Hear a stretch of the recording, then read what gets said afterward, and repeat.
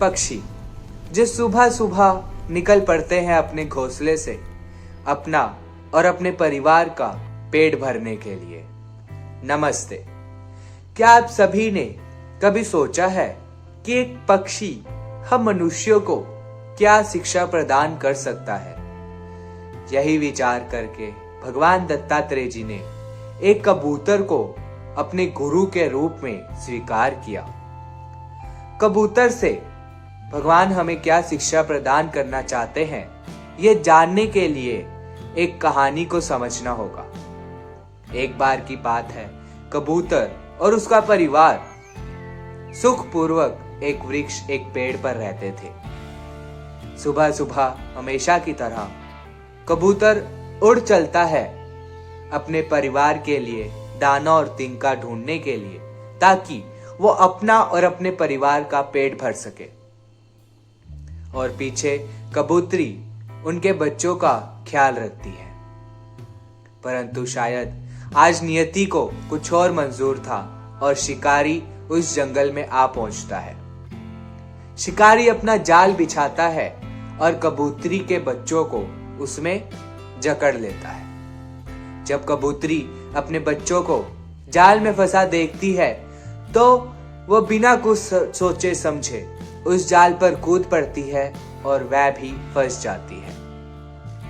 जब कबूतर लौटता है और वह ऊपर से देखता है कि उसका परिवार, उसकी बीवी और उसके बच्चे उस जाल में फंस गए हैं, तो वह भी उसी तरह बिना कुछ सोचे समझे, बिना परिस्थिति को जाने उसी जाल पर कूद पड़ता है और वह भी फंस जाता है। और इस तरह से हंसता खेलता परिवार इस जाल में फंस जाता है और हमेशा हमेशा के लिए बंध जाता है। कहीं इस कहानी को सुनकर हमें ऐसा लगता है कि कहीं हमारे साथ भी ऐसा नहीं होता कि परिस्थितियां हर घर में आती हैं, छोटे पर, बड़े पर, बुजुर्गों पर, कभी कभी परिवार के मुखियों पर भी।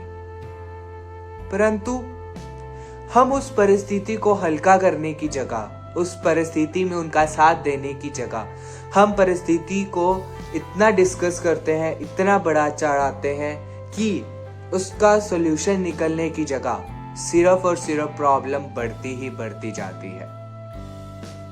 इसे कहते हैं अटैचमेंट में डिसीजन लेना, जो भगवान दत्तात्रेय जी इस कबूतर की स्टोरी से हमें सिखाना चाहते हैं। क्योंकि अटैचमेंट में लिया हुआ डिसीजन कभी भी सही अंजाम तक हमें नहीं पहुंचा सकता। इसलिए किसी भी परिस्थिति को, किसी भी सिचुएशन को हमेशा सोच समझ कर ही डिसीजन लेना चाहिए, वरना हम खुद भी जाल में फंस जाते हैं और दूसरों को भी इस जाल में फंसने के लिए मजबूर कर देते हैं।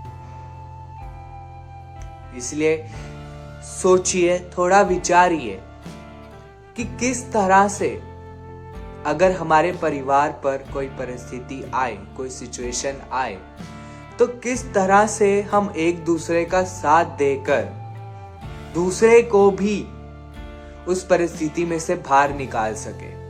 क्योंकि अगर एक इंसान गड्ढे में घिरा हुआ है, दुखों में घिरा हुआ है, तो बाकियों की जिम्मेवारी ये बनती है कि वो गड्ढे से बाहर रहकर उससे उस गड्ढे में से निकालने की कोशिश करे, ना कि खुद भी उस गड्ढे में छलांग मार दे और वो तो फंसा ही हुआ है और हम भी फंस जाए।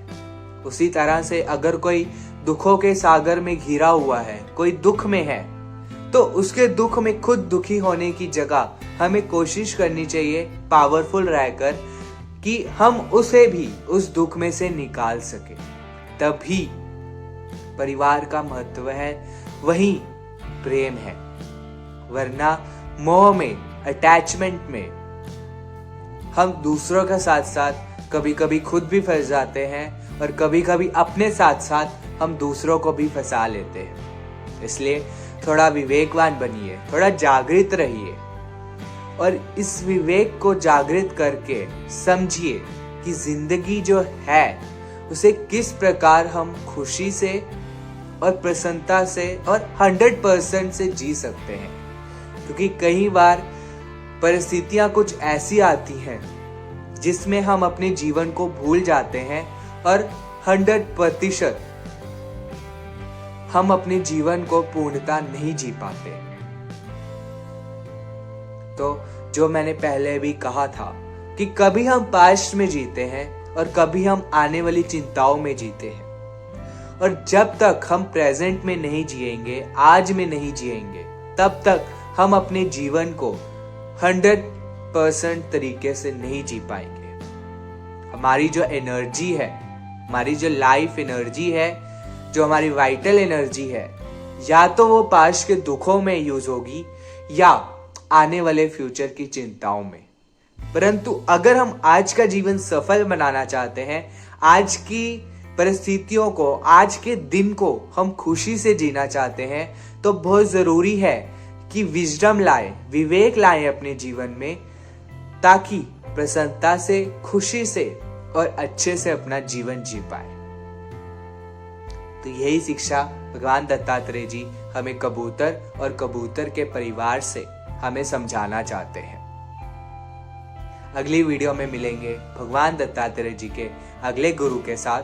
तब तक अपना ख्याल रखिए, खुश रहिए, अच्छे से रहिए, मुस्कुराकर रहिए। नमस्ते।